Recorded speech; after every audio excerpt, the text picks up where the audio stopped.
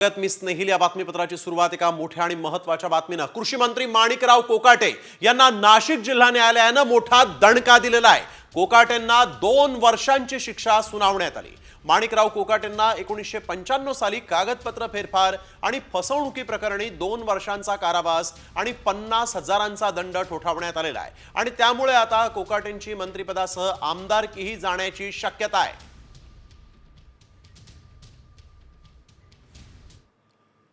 विश्वनाथ भास्कर पाटील हे additional collector होते ULCचे। महाराष्ट्र शासनातर्फे त्यांनी फिर्याद दाखल केली होती। हे जे गव्हर्नमेंटचे 10% रिझर्व्ह कोट्यातले मुख्यमंत्री निधीतले जे फ्लॅट्स असतात ते फ्लॅट्स हे दोघं भावांनी की कमी उत्पन्न आहे आमचं, मी वकिली व्यवसाय करतो की माझ्याकडे तेवढं आणि घर नाही आहे मला विशेष म्हणजे, हे असं सांगून तसे ॲफिडेव्हिट्स वगैरे देऊन तसं हे करून ते फ्लॅट्स ते निर्माण व्ह्यू अपार्टमेंट आहे जे कॅनडा कॉर्नरला तिथे घेतलेले होते। माणिकराव कोकाटे यावेळेस समोर माध्यमांशी बोलतात का हे पाहणं महत्त्वाचं राहील। कृषी मंत्री माणिकराव कोकाटेंना 2 वर्षांची शिक्षा सुनावण्यात आलेली आहे आणि नुकतेच ते आता न्यायालयातून बाहेर आलेले आहेत। माध्यमांशी काय बोलतात हे पाहावं लागेल।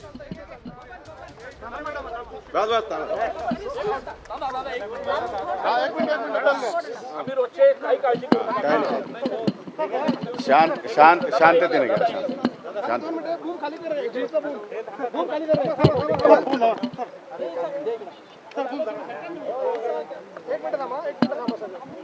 शांत शांत गर्दी करू नका। मी सगळ्यांना बॅट देतो, गर्दी करू नका।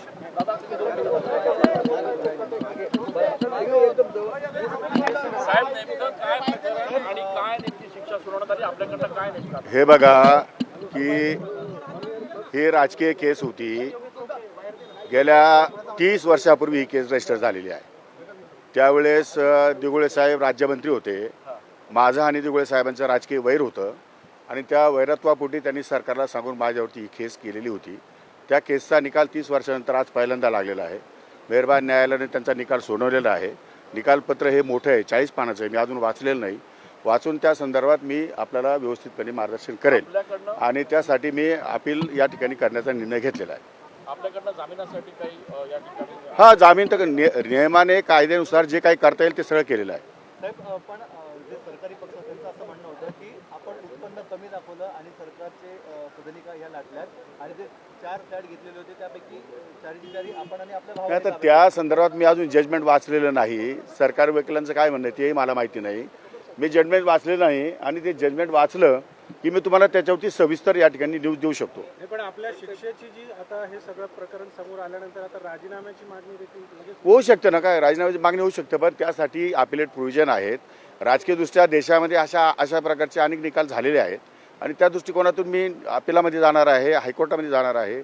त्यामुळे न्याय मागण्याचा अधिकार, जसा न्यायालयाला निकाल सुनावण्याचा अधिकार आहे तसा न्याय मागण्याचा अधिकार मला पण एक नागरिक बनून, त्यामुळे मी वरच्या कोर्टामध्ये न्याय मागणार।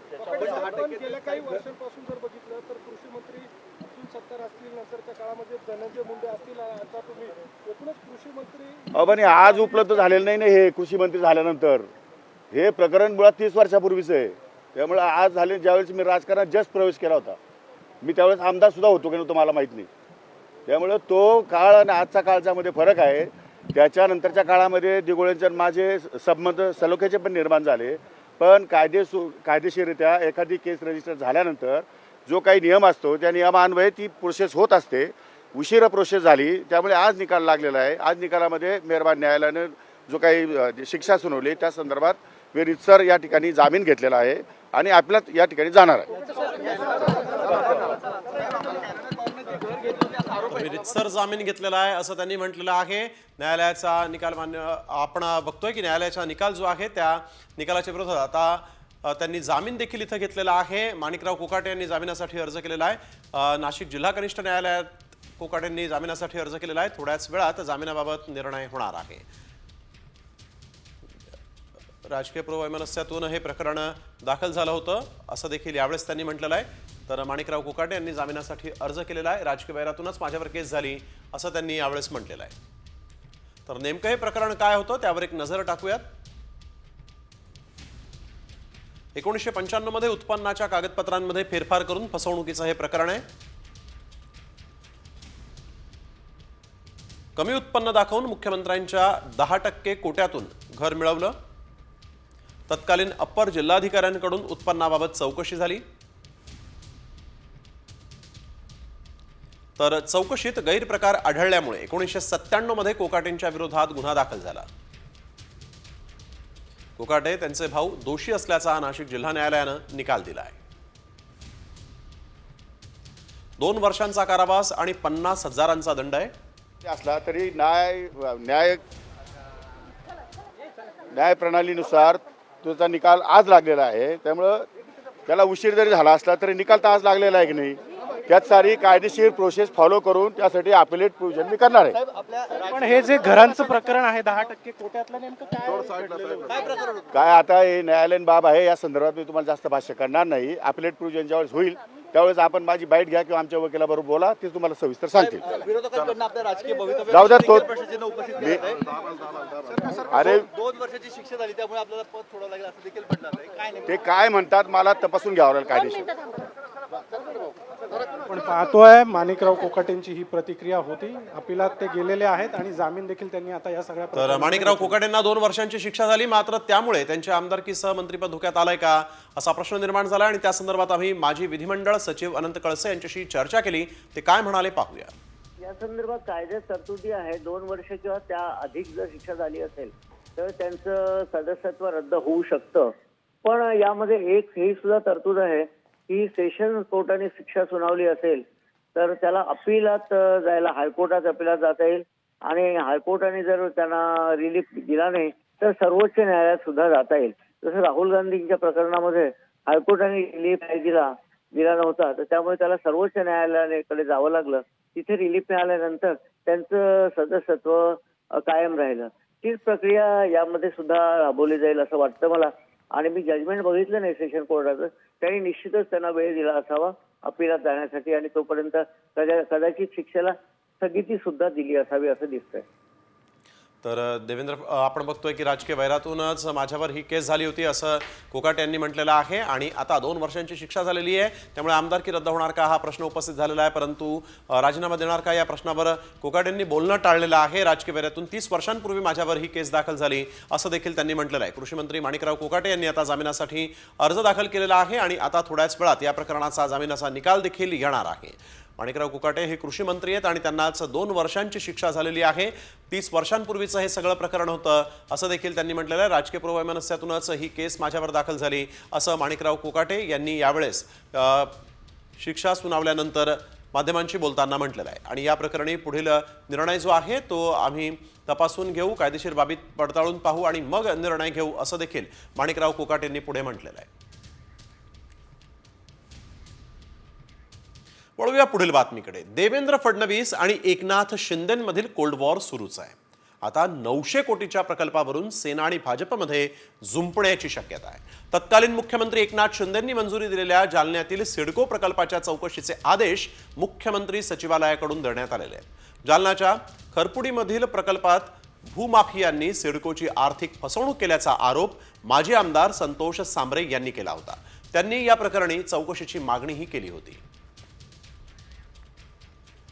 तर नेमके काय आरोप आहेत पाहूयात ग्राफिक्सच्या माध्यमातून.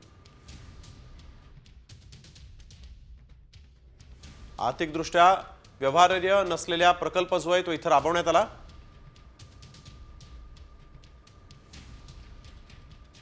शेतकऱ्यांकडून कवडीमोल दरानं जमीन खरेदी करण्यात आली.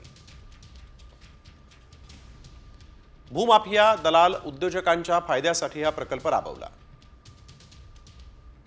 900 कोटींचा भूसंपादनाचा खर्च सिडकोच्या माथी मारला. SIT चौकशी करून दोषींवर फौजदारी कारवाईची मागणी.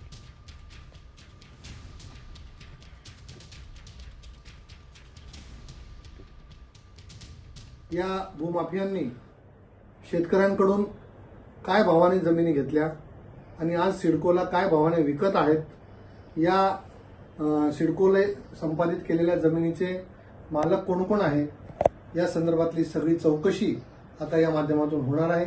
आणि मला खात्री आहे की माननीय मुख्यमंत्र्यांच्या आदेशानंतर सिडको प्रशासन व अधिकारी आणि माननीय जिल्हाधिकारी महोदय हे महसूल यंत्रणेच्या माध्यमातून या संदर्भात सविस्तर आणि सखोल चौकशी करतील.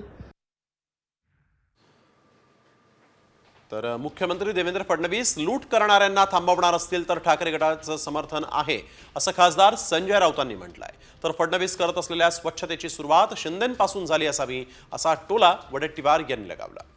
तर आधीच्या सरकारने काय भ्रष्टाचार केला असेल, काही घोटाळे केले असतील, सरकारी तिजोरीवर डल्ला मारला असेल, लूट केली असेल, जनतेला फसवलं असेल, राज्याला फसवलं असेल आणि राज्याचे विद्यमान मुख्यमंत्री देवेंद्र फडणवीस यांच्यातला एक सच्चा आणि प्रामाणिक माणूस जागा झाला असेल. आम्ही जुने फडणवीस बघितलेले आहेत आणि त्यांना या सगळ्याची चौकशी करावी अशी तीव्र इच्छा निर्माण झाली असेल त्याचं स्वागत केलं पाहिजे. त्यांच्या मंत्रिमंडळात जे लोक आहेत ते महाराष्ट्राची लूट करताना दिसत आहेत आणि त्यांना थांबवायचं असेल तर आम्ही नक्की विरोधी पक्ष जरी असला तरी आम्ही त्यांचं समर्थन करू. कुरघोडी प्रत्येक गोष्टीमध्ये होते. मुख्यमंत्र्यांनी स्वच्छतेचा नारा दिल्याची माहिती आहे. तर आता कुठून स्वच्छता करतात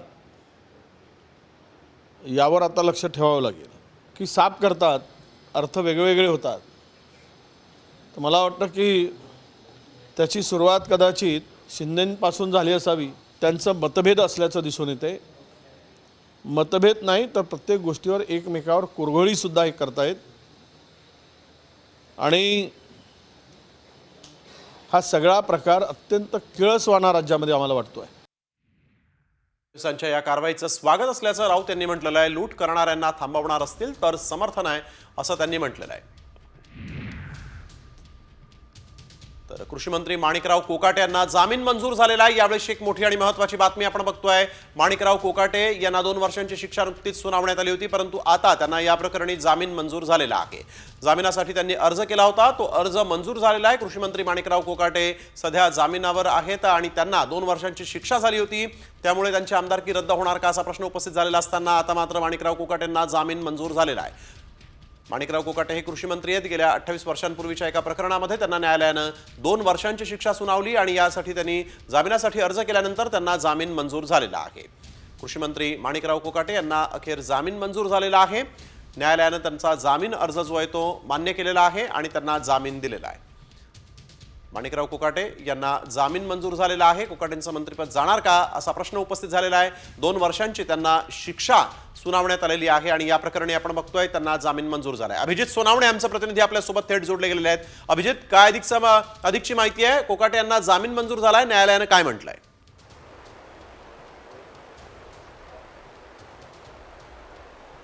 स्नेहिल, आत्ता काही वेळापूर्वीच माणिकराव कोकाटे यांना नाशिकच्या कनिष्ठ न्यायालयाने जामीन मंजूर केलेला आहे. एकूणच आता या सगळ्या प्रकरणामध्ये माणिकराव कोकाटे जे आहे त्यांना वरच्या कोर्टामध्ये अपील करण्यासाठी त्यांनी वेळ मागितलेला होता आणि त्यांची बाजू ऐकून घेतल्यानंतर न्यायालयाने त्यांना जामीन मंजूर केलेला आहे. एकूणच हे सगळं प्रकरण जर आपण बघितलं तर 1995 ते 97 दरम्यान नाशिकमध्ये एक सदनिका जी आहे ती सरकारी कोट्यातून कमी उत्पन्न दाखवून आणि कागदपत्रांमध्ये काही फेरफार करून माणिकराव कोकाटे यांनी घेतलेली होती आणि त्या सगळ्या संदर्भातली तक्रार जी आहे ती त्यावेळेचे त्यांचे तत्कालीन विरोधक तुकाराम दिघोळे यांनी केलेली होती आणि त्यांच्या तक्रारीनंतर मग नाशिक जिल्हाधिकारी कार्यालयाने या सगळ्या प्रकाराची चौकशी केल्यानंतर त्यामध्ये ते दोषी आढळले होते आणि सरकारवाडा पोलीस ठाण्यामध्ये या सगळ्या संदर्भामध्ये गुन्हा दाखल करण्यात आलेला होता.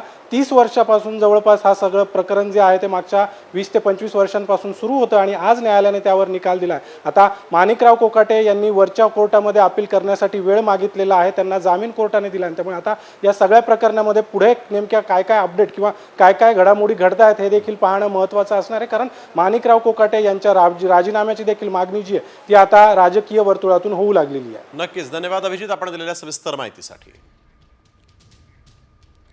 तर वळूया पुढील महत्त्वाच्या बातमीकडे. मंत्री धनंजय मुंडेंच्या विरोधात करुणा मुंडे या आक्रमक झालेल्या आहेत. त्यांनी आता मुंडेंच्या विरोधात उपोषणाचा इशारा दिला. अधिवेशनाच्या आधी करुणा मुंडे आझाद मैदानात उपोषणाला बसणार आहेत. धनंजय मुंडेंनी शपथपत्रात खोटी माहिती दिल्याचा त्यांचा आरोप आहे.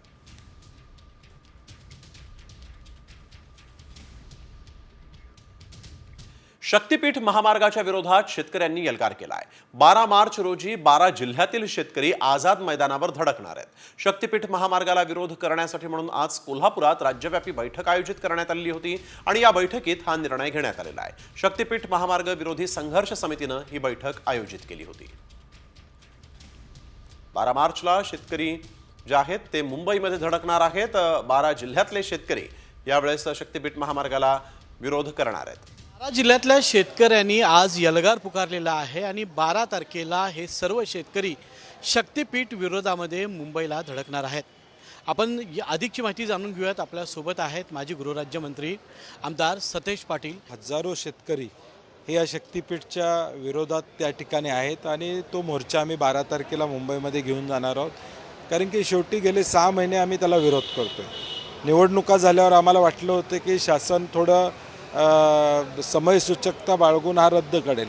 एक्झिस्टिंग रोड्स असताना हा रोड कशासाठी आम्हाला अजून कळालेला नाही। 86,000 कोटी रुपये वसूल करायला 30 वर्ष लागणार आहेत। फायनान्शियल व्हायबिलिटी आम्हाला समजत नाही आणि म्हणून मला वाटतं की हा चुकीचा मार्ग, शेतकऱ्यांना देशोधडी राहणारा मार्ग आहे। 12,000 ते 15,000 कोटी रुपयेचं कंपेन्सेशन शेतकऱ्यांना देणार म्हणून शासन सांगते। त्याच्याऐवजी कर्जमाफी करा शेतकऱ्यांची त्याच पैशात, आणि 1 तारखेच्या आधी या 12 जिल्ह्यातल्या लोकप्रतिनिधींनी आपली भूमिका स्पष्ट करावी अशी आमची विनंती। कॅमेरामॅन सचिन सावंत सोबत मी रणजित माजगावकर, साम टीव्ही, कोल्हापूर।